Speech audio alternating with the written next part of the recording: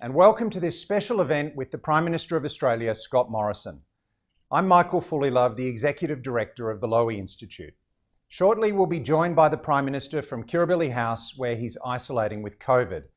If there's one thing we've learned over the past 2 years, it's that COVID always has another trick up its sleeve. We're grateful that despite his positive test, the PM has kept his rendezvous with the Institute today. Before we begin, let me acknowledge the traditional custodians of the land on which the Institute stands, the Gadigal of the Eora Nation. I pay my respects to their elders past and present. I think we've all been both horrified and inspired by events in Ukraine over the past fortnight.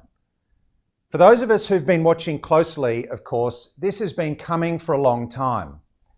Over the past decade, the liberal international order has seemed progressively less liberal, less international, and less orderly. A new group of autocratic leaders have appeared on the scene. And as they went on the front foot, the democracies went on the back foot. Often, when democracies came upon an unpleasant scene, then like the priest and the Levite in the parable of the Good Samaritan, they passed by on the other side. One such scene occurred 11 days ago when Russia's forces invaded its neighbour, Ukraine. Since then, the Russian military has committed terrible crimes against the Ukrainian people. That's the bad news. But there's also encouraging news. The Ukrainians have defended their country with remarkable courage and resourcefulness. President Volodymyr Zelensky has emerged as a leader for our times. And on this occasion, the democracies did not pass by on the other side. The world has responded with steel and resolve. Moscow is almost completely isolated. We've seen tough economic sanctions against Russia and arms transfers to Ukraine. Germany has pledged to wean itself off Russian energy and increase its defence spending. Even Switzerland has dropped its traditional posture of neutrality. Australia has not been quiet either. The government has announced a range of measures, including over $100 million in aid, most of which comprises military equipment. In these extraordinary times, it's my pleasure to invite the Prime Minister to deliver some remarks about these events, their implications for the Indo-Pacific, and Australia's response. After his speech, the PM has agreed to take some questions. Prime Minister, thank you again for joining us from Kirribilli House. Let me now invite you to speak. Thank you very much, Michael, and to the Lowy Institute for the introduction and the welcome, the opportunity to join you. I very much appreciate this opportunity. Let me firstly acknowledge, as you have, the traditional owners of the land on which we meet, the Gadigal people of the Eora Nation, and pay my respects to their elders past, present and emerging. I also want to pay tribute to any serving members of our Defence Forces or veterans who may be joining us today and thank them for their tremendous service to our country. As we meet today, though, and with heartbreaking familiarity, images of catastrophic loss due to flooding have again gripped our nation in Queensland and New South Wales. Sadly, 16 people have so far been lost, and our deepest condolences go out to their families and their loved ones. I want to thank all those engaged in the painstaking work of rescue and recovery, from our brave emergency service workers and our SES volunteers through to the men and women of our ADF. There are some 2,000 Defence Force personnel right now currently deployed across the flood-affected areas under Operation Flood Assist 2022, led by Brigadier Mick Garraway, and directly tasked by state governments in New South Wales and Queensland to support their flood response. This number will increase to some 5,000 over the next few days, and as we move into the clean-up and rebuilding phase. ADF assistance includes airdrops of food and supplies into isolated communities and helping clear roads to restore essential services like power and the internet. More than 100 people have been directly rescued by the ADF since this terrible disaster began, and these rescues continue in the many areas still cut off, working with the SES and other local authorities. In addition, as of this morning, some $193 million has already been paid in disaster payments by the federal government through Services Australia in just 5 days to 163,000 individuals impacted by these floods. Primary producers can also register for recovery grants of up to $75,000 and small businesses for up to $50,000 with the New South Wales and Queensland state governments as part of a $1 billion program, which is jointly funded 50-50 by the federal government, which has also included $1 million in direct payments to local governments each in the affected areas. But we know more support will be required, and that is especially the case in Lismore and northern New South Wales and surrounding districts, where the flood levels are reported to have peaked above all known records, and several metres at that. In Lismore, this is not just a flood event. It is a catastrophic natural disaster. We are currently bringing together a further package of support, and I look forward to being able to visit the impacted areas later this week after my current COVID isolation is completed to assess that situation firsthand as we prepare our further response. But most of all today, to the thousands of Australians who have just reached out and helped their neighbour during these terrible floods, thank you. Your quiet acts of care and compassion and bravery have once again humbled our nation. I thank you. But beyond our shores, as you were saying, Michael, we face many other threats. The world has entered a profound period of strategic challenge and disruption. Once again, the horror of war has befallen Europe, an unprovoked, unjust and illegal war. After months of planning, bullying, coercion and intimidation, Russia has invaded Ukraine. Australia strongly supports Ukraine's sovereignty and territorial integrity, and we condemn Russia's abhorrent actions in the strongest possible terms as a gross violation of international law and an assault on freedom. This is just the latest example of an authoritarian regime seeking to challenge the status quo through threats and violence. Our rules-based international order, built upon the principles and values that guide our own nation, has for decades supported peace and stability and allowed sovereign nations to pursue their interests free from coercion. This is now under assault. A new arc of autocracy is instinctively aligning to challenge and reset the world order in their own image. We face the spectre of a transactional world, devoid of principle, accountability and transparency, where state sovereignty and territorial integrity and liberty are surrendered for respite from coercion and intimidation, or economic entrapment dressed up as economic reward. This is not a world we want for us, our neighbours, or our region, and it's certainly not a world we want for our children. The well-motivated, altruistic ambition of our international institutions has opened the door, unwittingly, to this threat. Just as our open markets and liberal democracies have enabled hostile influence and interference to penetrate our own societies and economies. Now, we're right to aspire and have open economies. However, the hope that such inclusion and accommodation would lead to some reform or moderation of these autocratic regimes, or assist us more broadly in tackling big global economic and environmental challenges, well, that hope has been disappointed. As Prime Minister, I've been warning about this for years, including at the Lowy Institute. Our Liberal Nationals government has been clear-eyed on these threats. We have taken strong, brave and world-leading action in response. We have taken the initiative to bolster our own resilience, to call out the threat and to rally like-mindeds to address what is taking place right in front of us in plain sight. We have been criticised for our stand, including in our own country. And indeed, we have been targeted by those we have criticised. But I'm pleased we have been prepared to stand our ground. Because if not us, then who? Would we be expecting others to do it on Australia's behalf to protect our interests? I certainly do not believe Australians want such timidity and resignation from their leaders.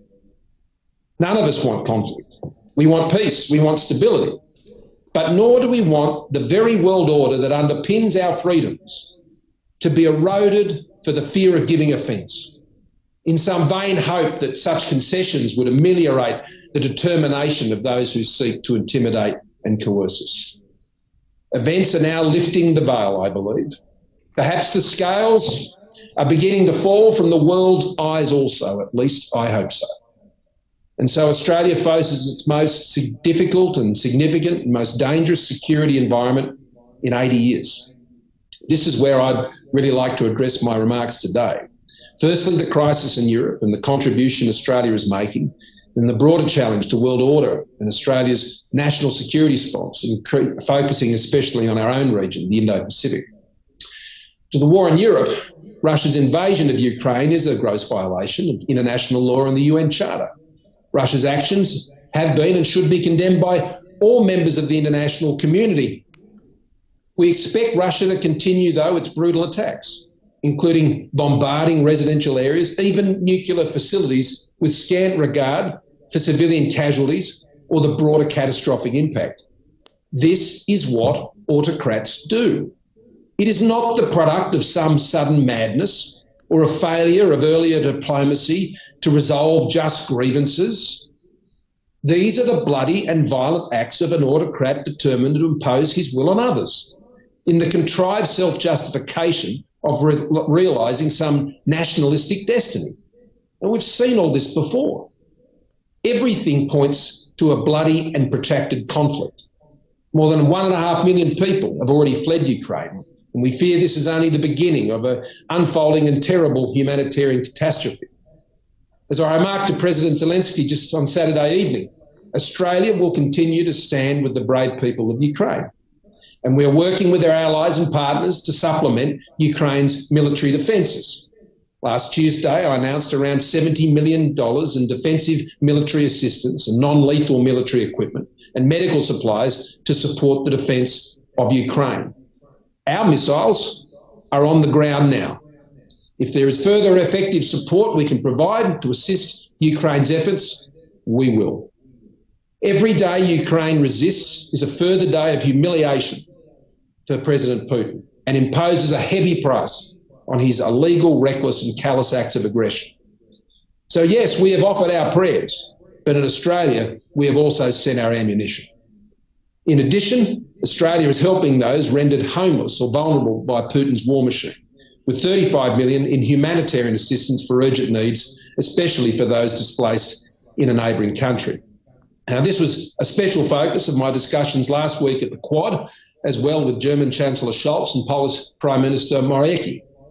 Australia's assistance will deliver life-saving services and supplies, including shelter, water, food and medical care. Since the crisis began less than 2 weeks ago, we have fast-tracked the approval of some 1,700 visas and have begun preparations to address likely demands on our humanitarian and broader migration program. Now, this may include a rerun of the successful temporary safe haven program we ran for the Kosovars some years ago. And in my discussions with European leaders, it is their prevailing expectation, though, that rather than long-term resettlement, those who have been displaced will want to return to their home in Ukraine. Australia is working with other countries to ensure that Putin's Russia pays the maximum possible economic price for this brutal war of aggression. This is important because we know there are powerful actors in our region who are watching closely, looking for signs of weakness and division within the West. Unprecedented economic and financial sanctions are now humbling and biting hard on the world's 11th biggest economy. A significant portion of Russia's foreign exchange reserves has been frozen, and the Russian economy is increasingly cut off from Western financial markets.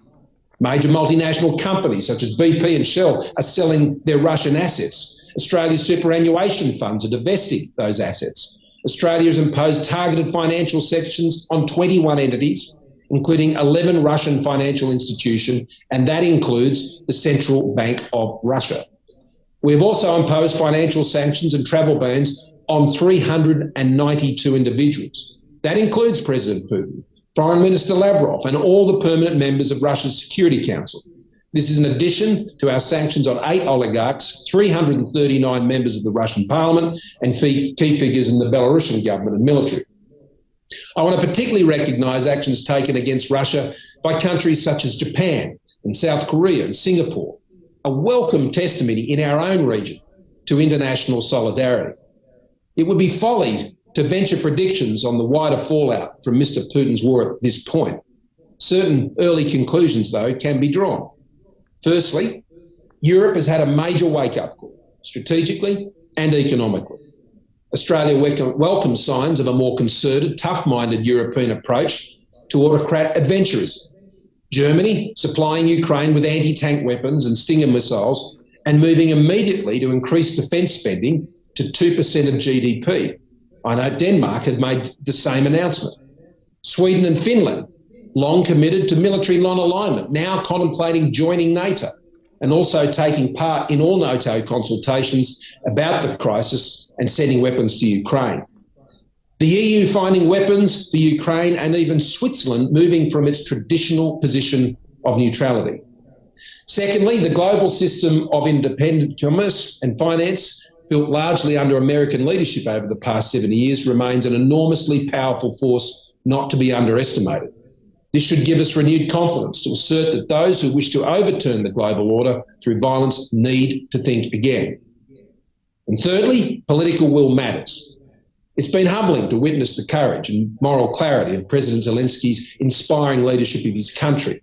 And it was a privilege to be able to commend him for that in our conversation just a few days ago. On behalf of all Australians, there is a wider lesson here for Western liberal democracies as we come face to face with brutal autocratic aggression and coercion. And that is, we must stand together. We cannot afford the pettiness of small differences to infect our relations and our long-term cooperation. We have to get over these, and fast. Our adversaries will ruthlessly look to exploit this. What unites us as Western liberal democracies is far greater and far more enduring than what divides us. So, stand together we must, resolute, against aggression and coercion, wherever it occurs. The strategic, political, economic and social implications of this crisis will of course be deeply felt within Europe, but will inevitably stretch to the Indo-Pacific, which is the next point I wanted to address. This was the topic of our discussion at the Quad Leaders meeting the other night. This war of choice by Mr. Putin is a reminder that although Australia's focus is the Indo-Pacific, events elsewhere can affect our regional security. The Indo-Pacific remains at the centre of global geostrategic competition. Australia is an Indo-Pacific nation. The future of the Indo-Pacific is our future. Threats in our region are proliferating from both state and non-state actors. Militarisation is expanding and evolving rapidly. The spectre from terrorism and all forms of violent extremism endures. The challenge from more surreptitious malign activities, espionage, disinformation, cyber attacks, foreign interference and economic coercion, it's mounting daily. We're seeing increasing resort in our region to grey area tactics, where the boundary between legitimate and hostile activity is deliberately blurred. And the rise of so-called hybrid warfare that has stripped away the old boundaries that once separated the realms of defence, foreign policy, trade and investment, communications and other areas reaching deep into our domestic security. Australia seeks to work with all countries to ensure a peaceful, stable and prosperous region. However, we're not naive, and nor can we be. The challenges we face continue to mount. They require us to increase our resilience, expand our capabilities, and harden our defences. Liberal Nationals government that I lead is taking decisive action to ensure that Australia's future is secure. Firstly, by building our military capability for the new challenges of the 21st century. Secondly, by widening and reinforcing our webs of alignment globally, especially in the Indo-Pacific. And thirdly, by strengthening our national resilience at home with policies that reinforce both economic and national security goals into the future. So, the cornerstone of national security under our government has been extensive reinvestment in defence capability. As you know, when we came to government, the defence budget as a share of our economy had fallen to 1.56%. That was the lowest level since the Second World War. Now, defence spending in 2020, 2021, as a percentage of our economy, of our GDP, is above 2%. This year, it'll be at almost 2.1% and rising.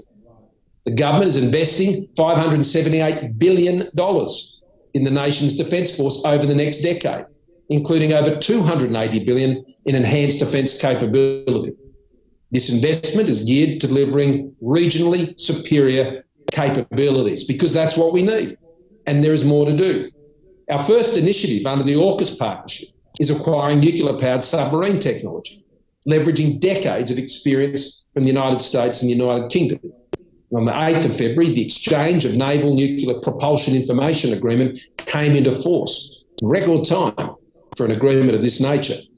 This landmark agreement is the first time since 1958 that the US has allowed access to this vital strategic technology information on nuclear-propelled submarines. It gives Australia the training and the information sharing that we need to build that capability right here in partnership with our AUKUS partners. It is a huge milestone and a reflection of the strategic trust that we've built with the United States and the United Kingdom. We will also enhance our long-term range strike capabilities to boost ADF's capability to deliver strike effects across our air, land and maritime domains. Australia will be one of the few countries to field Tomahawk missiles, the extended range version of the Joint Air-to-Surface Standoff Missile, and other sophisticated strike capabilities.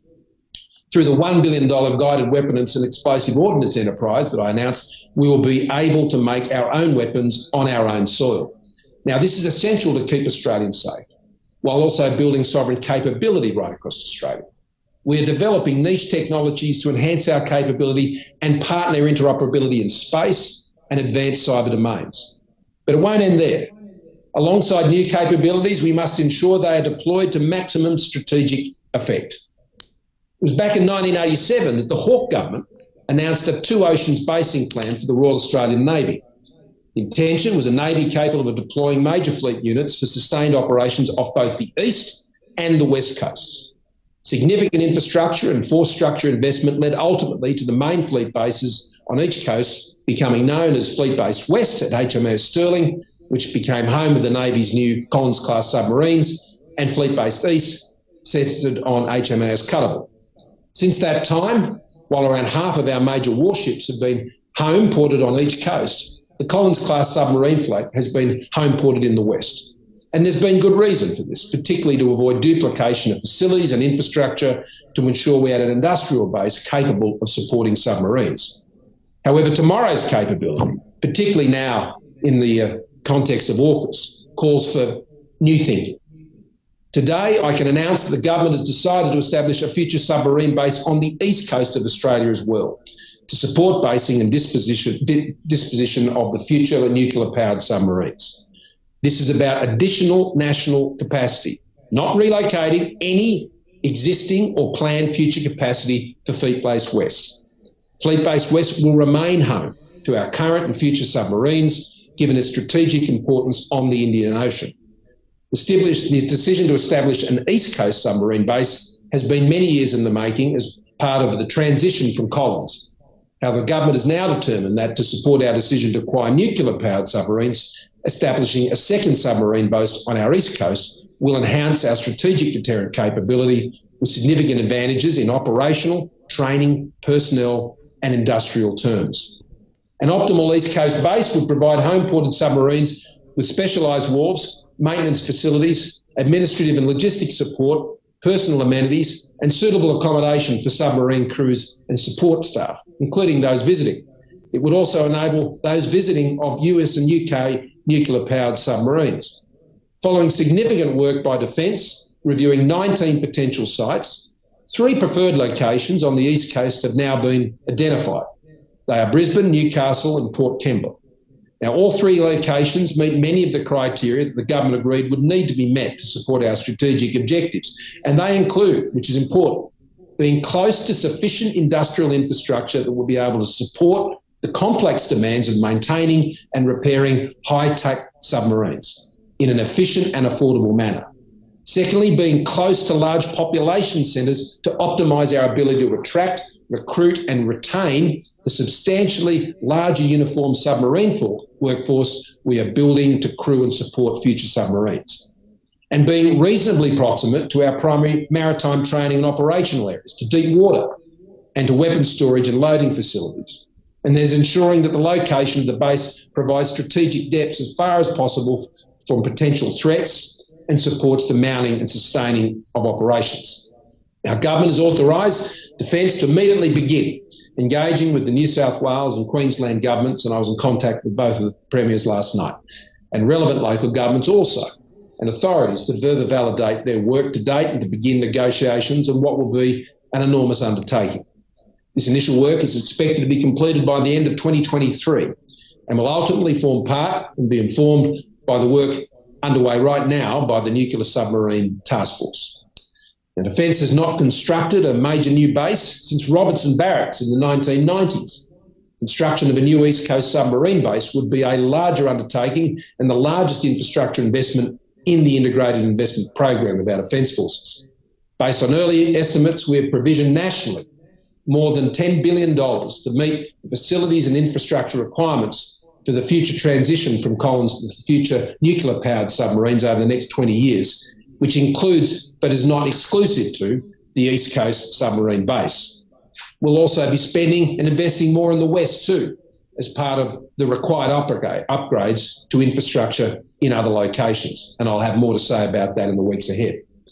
The establishment of a new submarine base on the East Coast will bring significant positive long-term economic benefits, and they're obvious. Investment associated with building a new greenfield submarine base, as well as the economic benefits flowing from a larger ADF population and their families in and around that base.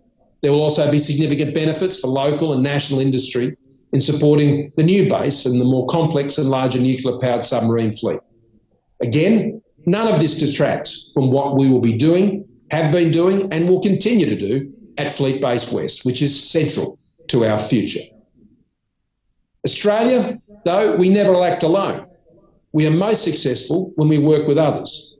We carry our weight, and that is why we have been so successful in forming so many new like-minded partnerships essential to protecting our national interests and keeping Australians safe.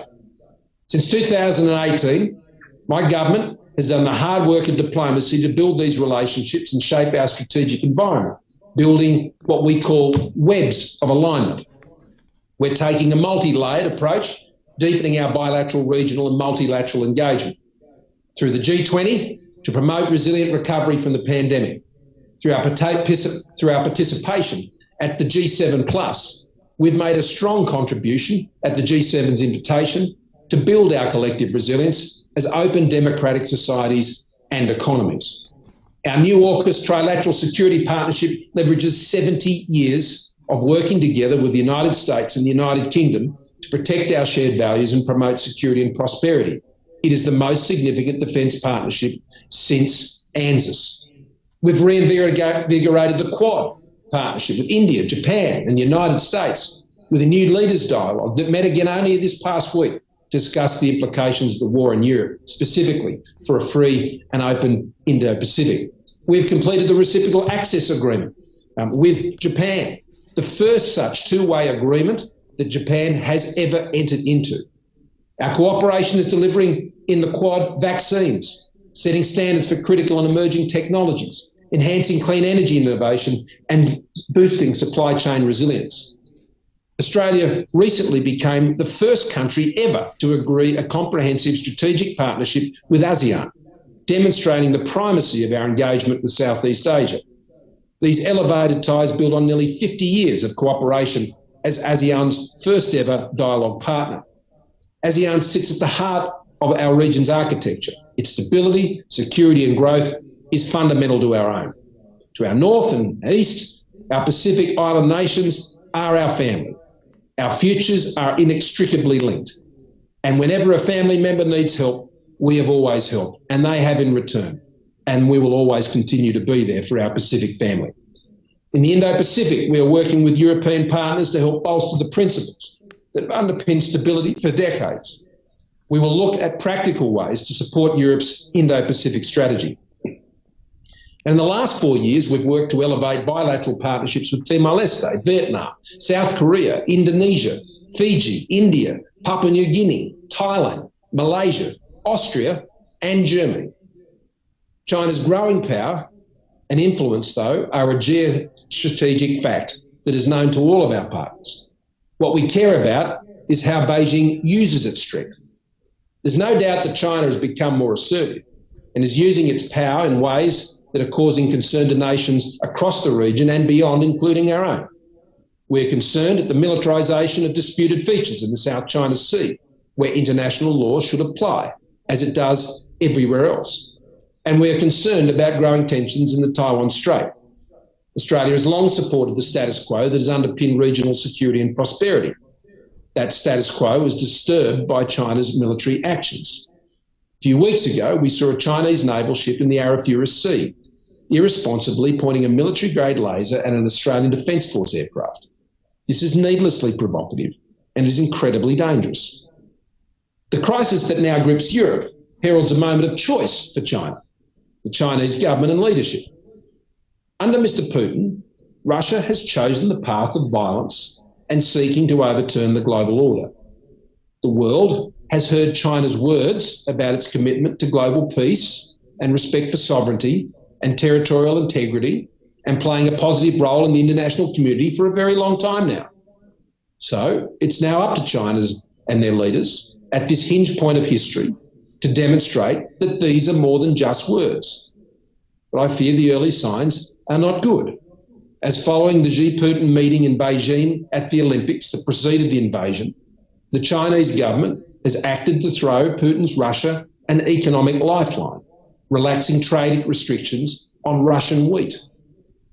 And today, we even hear of UnionPay's potential involvement out of China in supporting a payment system in Russia. China's language has also pretended to an equivalence of interests between Russia and Ukraine, and even a legitimate cause for Russia to invade Ukraine. No country would have a greater impact right now on Russia's violent aggression towards Ukraine than China joining the rest of the world in denouncing Russia's aggression and applying the same sanctions we have. So far, they have not. To building our resilience at home, alongside building our military capability and our network of relationships, we must work on the other pillar, which is vital to our national security. We must continue to build our economic strength and resilience at home, to continue to give Australia the ability to make our own decisions and for us to pursue our own path. So let me touch briefly on three areas where the government has worked to build such resilience: cybersecurity, critical infrastructure protection, and sovereign manufacturing capability. Firstly, our 2020 cybersecurity strategy set out a comprehensive $1.7 billion 10-year plan to achieve our vision for a more secure online world for Australians, their businesses and the essential services upon which we all depend. We've invested in the capabilities of the Australian Cybersecurity Centre, with a particular focus on enhancing our capabilities to protect our critical networks and infrastructure.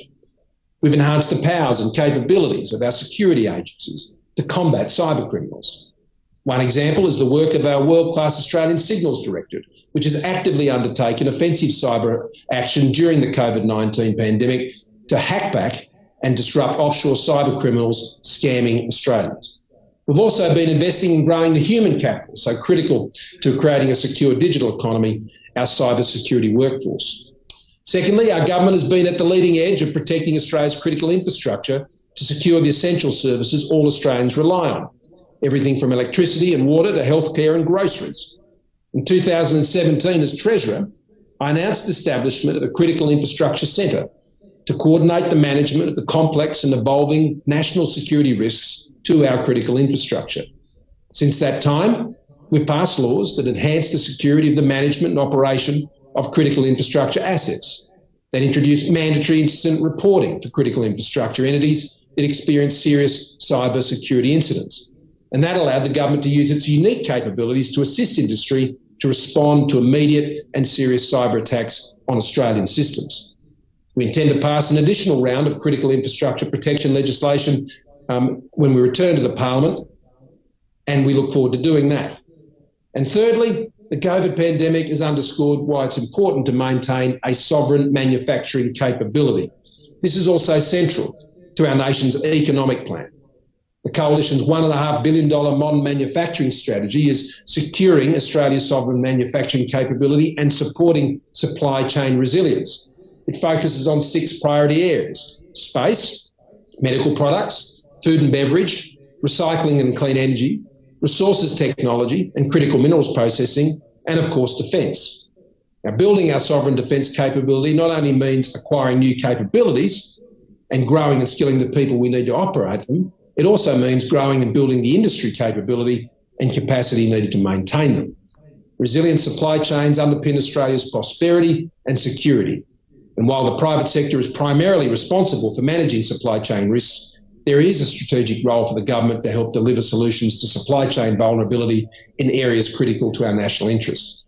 Recent experience provides examples of how supply chains of critical goods are vulnerable to a wide range of impacts: COVID effects, economic shocks, coercive action, workforce stoppages, freight delays, natural disasters, demand surges and disruption at global production centres. Now, not all manufacturing and supply chains can or should be addressed domestically. That's why the government is also working with our Quad partners and other friends to develop trusted supply chain approaches, cooperative approaches that strengthen supply chain security based on mutual manufacturing and resource-based strengths. More broadly, international collaboration to maintain free and open markets in a global rules-based order will continue to be central to help manage supply chain risks. In conclusion, and I thank you for your patience, ladies and gentlemen, if there is a simple message from my remarks today, it is that national security affects all Australians. It extends far beyond the prospect of fighting wars. It's about safeguarding our way of life, our access to the amenities, liberties and essentials that Australians rely on and enjoy. It's about seeking to shape the changing world we live in to promote peace, provide stability for people to live their lives, and an international order that favours freedom. We face a world that is more fragile, more contested, and arguably even more fragmented than at any time since the Second World War. My government has remained steadfast in protecting Australia's interests. We have led, not followed. Australians know the courage we have shown, and we will continue to show it. We are the proven choice, the Liberal National Government, when it comes to protecting Australia's national security interests. Our decisions are underpinned by our values as a liberal democratic country. We believe in a liberal, rules-based global order, one that favours freedom over autocracy and tyranny, universal human rights, opportunities for all, and the sovereignty of all nations. By investing in our national security, we are better placed to protect ourselves and to work with others to protect theirs. To ensure our region remains one in which each country's sovereignty and territorial integrity is respected, where might does not make right, and where the same rules apply to everyone, all countries, whether they are giants or small island states like our Pacific family. Our shared prosperity and security depend on it. That's how you keep Australians safe. Thank you so much for your attention. Well, thank you, Prime Minister, for those forceful and wide-ranging remarks that are already being reported very widely. You said, and I quote, "This is the most difficult and dangerous security environment in 80 years, which is quite a statement given that 80 years ago, Australians witnessed the fall of Singapore. Thank you also for agreeing to take some questions. We have about 20 minutes, a bit over 20 minutes, and I'd like to squeeze in as many as I can. I want to ask you about the Indo-Pacific and China and institutions and Australian defence, but let me start with Ukraine. I'm sure Mr. Putin thought that this war would strengthen his position at home. But instead, as you said, Russia has been subjected to unprecedented sanctions, the freezing of its currency reserves, the devaluation of the ruble. We've seen protests in Moscow, along with security crackdowns. In light of all this, do you think a regime change is more likely in Kyiv or in Moscow? Well, I probably wouldn't speculate on either of those, but at this point, but what I would say is this: there is no doubt that Mr. Putin is not getting what he was seeking. And each and every day, the resistance by Ukraine, I think, has been extraordinary. And the cost is piling up day on day on day.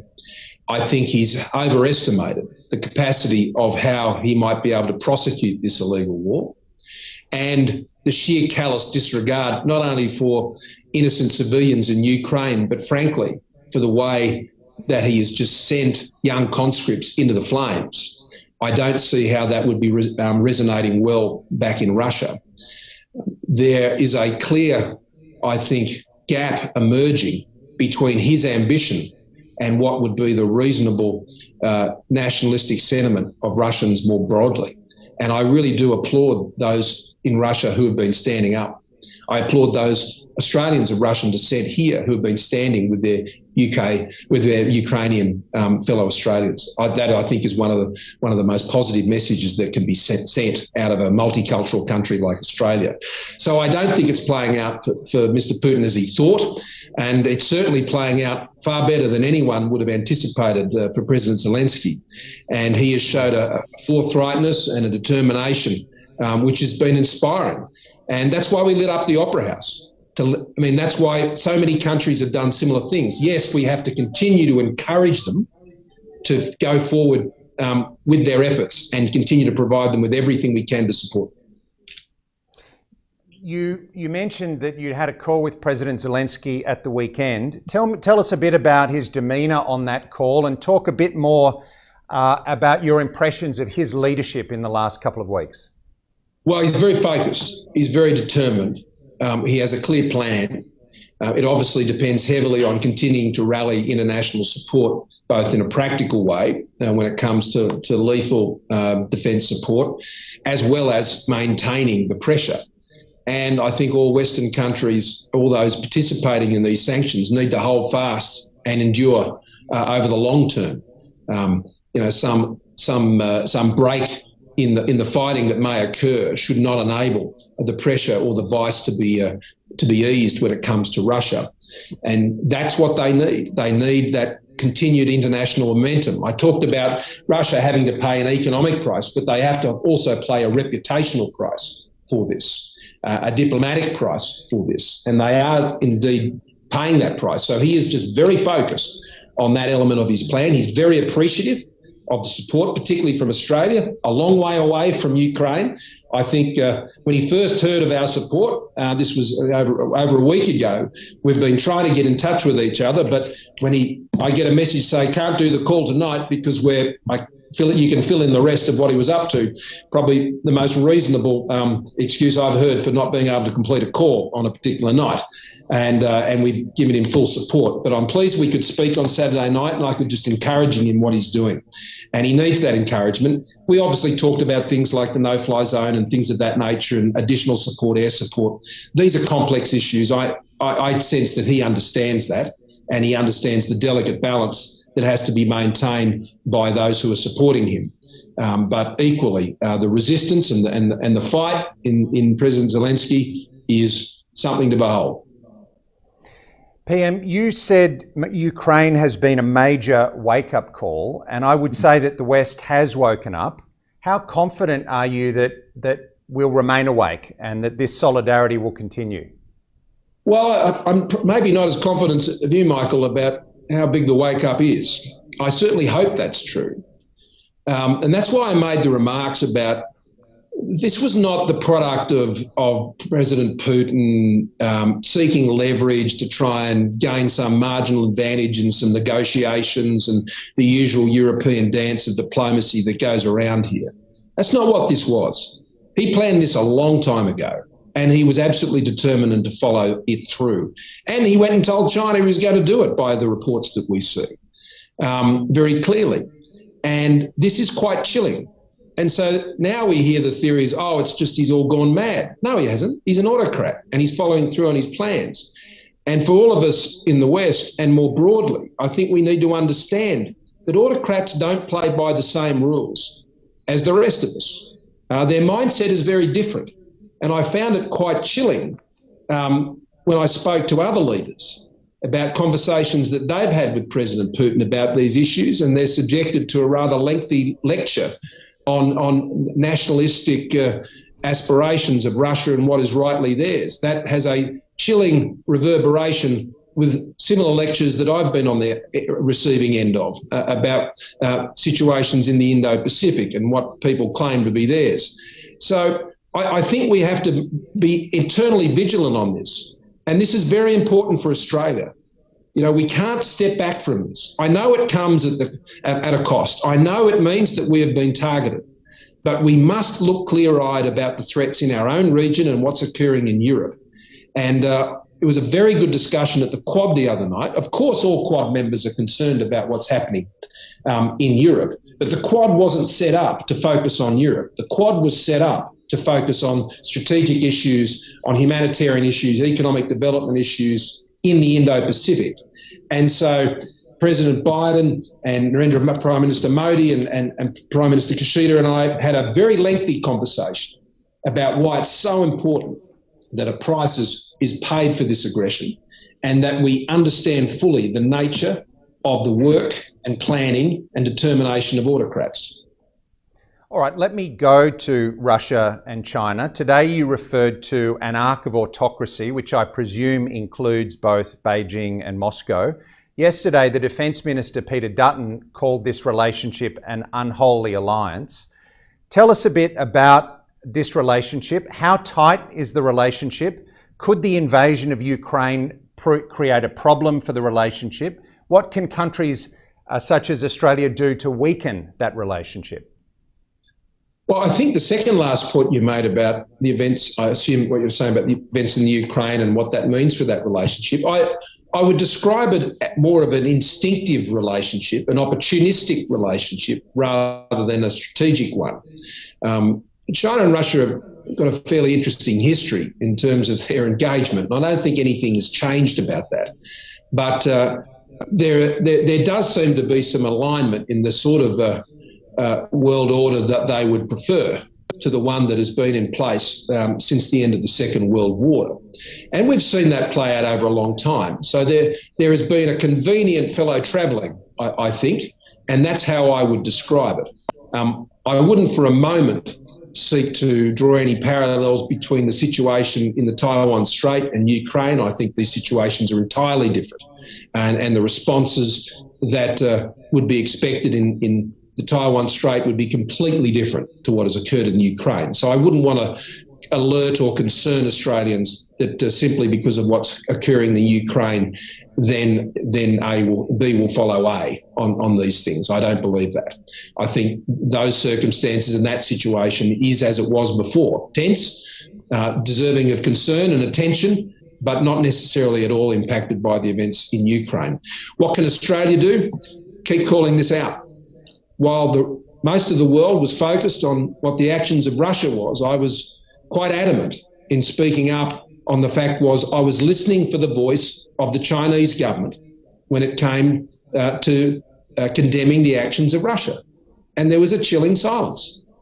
And when I learned the other day that they were easing wheat trade restrictions from Russia and throwing Russia an economic lifeline while the rest of the world was seeking to impose a heavy price, this, for me, just jars completely with what the broader international interest is here. Now, China has long claimed to a role as one of the major powers in the world and to be a contributor to global peace and stability. This is why I reinforce this point, that no country will have a bigger impact on concluding this terrible war in Ukraine than China. But so long as they have a bet each way on this, then I fear the bloodshed will continue. PM, let me ask you about institutions. You said today in your remarks, the well-motivated altruistic ambitions of our international institutions has opened the door to this threat.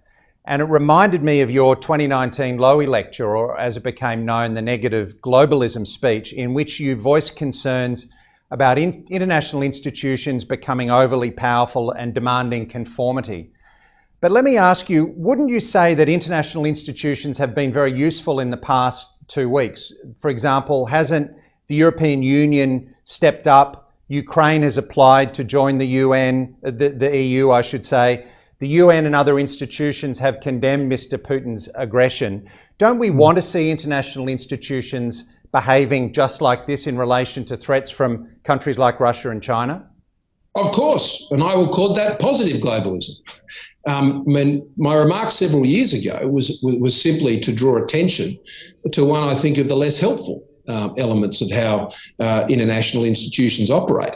We're a great supporter of international institutions, and what I also said in that speech, as you may recall, is we then set out and have had some success Think, of course, to the the election of Matthias Cormann as Secretary General of the OECD. We set out on a very clear path of seeking to have greater influence in these institutions to ensure they are focused on what we believe were the most pressing issues.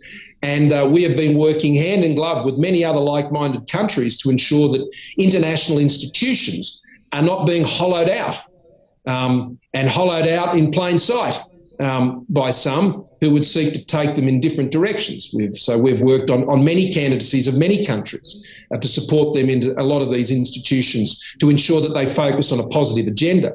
The point I was also making today, though, Michael, was that it is right and good. So it's not so much a criticism as an observation. It is right and good that we would want international institutions to work with member states to try and deal with the big economic and environmental challenges that we face. This is a good thing, but by the very open nature of that process, we have become exposed to interference, to subversion, to a range of other things which can take that agenda off track. And, there are a lot of concessions that have been given, whether it's been in trade or so many other things, in our own democracies. I mean, we are open democracies that are open to foreign investment and all of these things. This is a good thing. But at the same time, it comes with a double-edged sword risk of a vulnerability. And that has been taken advantage of. And I think that is clear. So what has been our response domestically? Foreign interference legislation, a raft of other measures which have sought to improve the resilience of liberal democracies to these sorts of threats. And I think international institutions need to be just as wary of these things, just as countries like Australia have. And Australia has led the way in this area. I mean, when I tabled those 14 points at the G7 Plus, they were surprising. They were surprising to many around that table. And it's important that we continue to do that. Because I said, if it's not us, then who is it?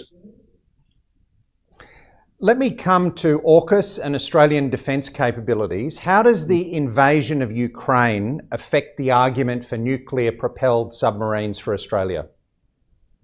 Well, I don't think it changes it at all. I mean, it was already compelling and overwhelming. So I think, yeah, sure. I think it highlights the work of autocracies as I've outlined, and I think it highlights the higher threat environment in which we need to operate and why we need greater capabilities. But I think all of those points were the driving forces of AUKUS before these events took place, and it continues to carry it. Yesterday, the Defence Minister, Peter Dutton, said that the discussions with the Americans and the Brits since the AUKUS announcement had been incredibly productive, and the government would make an announcement in the next couple of months about which boat we're going with and what we can do in the interim. Let me put a question to you from Ben Packham at The Australian. Will this announcement be made before the election? And if it is, will there be consultation with Labor given the long time frame of the program? No, we don't anticipate that decision will be made before the election. We don't, and no one should expect it to. It won't be done in that time frame. And as Ben rightly points out, that would involve a whole nother process, particularly during a caretaker period leading up to the election. But I can confirm what Peter has said, that we have made a lot of progress. I mean, we haven't let the grass grow under our feet on this. Admiral Reid has been out here most recently. He's been down in South Australia. There's been an enormous amount of work that has been going on in that 18-month process that we set out. But the 18-month process isn't just about deciding the technology option and the boat option we go forward with. You've got to make that decision, and then there's a whole series of things that have to take place after that. But I stress this as the Minister of Defence did. This is a trilateral partnership. This is not a procurement contest.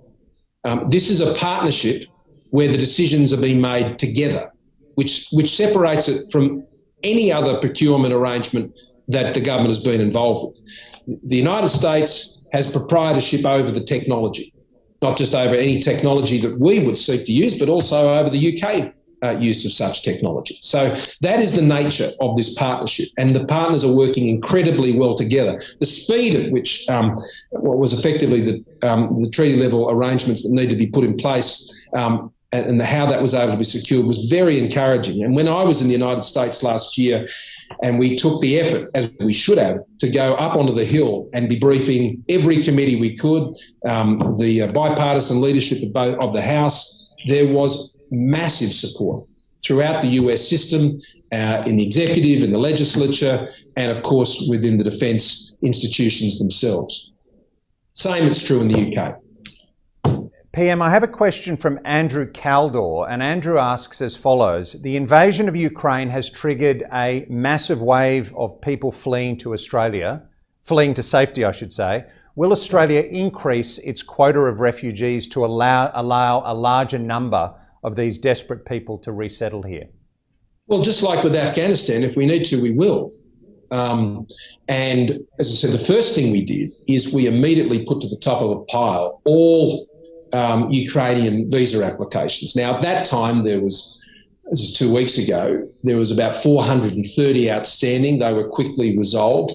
And over that 2-week period, we've now processed and granted some 1,700 visas already. Now, there's 1,700 visas in the normal migration program. And this is, I think, one of the points of difference with a Ukrainian migration, and that is we are more likely to see them use many more points of our migration program, the family program, the skilled program, the student program, and so on. And there'll be a mixture of both temporary and permanent visas. Because particularly in my discussion with the Polish Prime Minister the other night and other members of the European Union, their expectation is that 1.5 million people have left Ukraine, that the overwhelming almost entirety of those will want to return to Ukraine if they can. And so that's why I highlighted the potential role of an arrangement like the Kosovo's arrangement, which was highly successful. We provide a temporary safe haven, and they were then able to return to their homeland, which is what they wanted to do. Now, I expect we'll see the same thing here with Ukraine. But, you know, we are preparing those options, but we are also not stepping back on the commitments to our Afghan humanitarian program, which continues. So PM, finally, yes. PM, just for the final question, let me go back to where we started with Ukraine. How do you think this dreadful event will end? And how confident are you that at the end of it, Ukraine will be sovereign, independent and whole? Well, I'm not confident of that outcome at this point. But nor can Mr. Putin be confident of the outcome he thought would come so easily. And I think this is a very important point. I think there has been an overestimation of Russia's capability, and that has been made more broadly. And I think that has been made in Russia. And I think that forces a recalibration of what some people think they can do. It might look all good on paper. It might look like what can be achieved from what the generals and others tell you. But few strategies survive contact with the enemy, as the Defence Force generals will tell you. And I think that has been lived out in a very candid way in Ukraine. And what we will certainly see in Ukraine is a prolonged resurgence. I think what we'll see is a resistance in the Ukraine, which will only grow over time. I think any gains that are potentially made will be very hard to hold. And this all goes to our view about what our response should be, and that is impose the heaviest possible price for as long as possible to deter any other autocrat from thinking they can go down a similar path and it can be done easily or quickly. Well, that's all we have time for this afternoon. Prime Minister, thank you again for joining us today. We know you have many commitments. These are very important issues and we're grateful to hear your thoughts on them. Well, thank you, Michael, for the opportunity again, and thank everybody for their patience. There was a lot to get through today and I appreciate your attention. Thanks again. To our viewers online, let me tell you that at lunchtime this Thursday, we will be hosting the Leader of the Opposition, Anthony Albanese.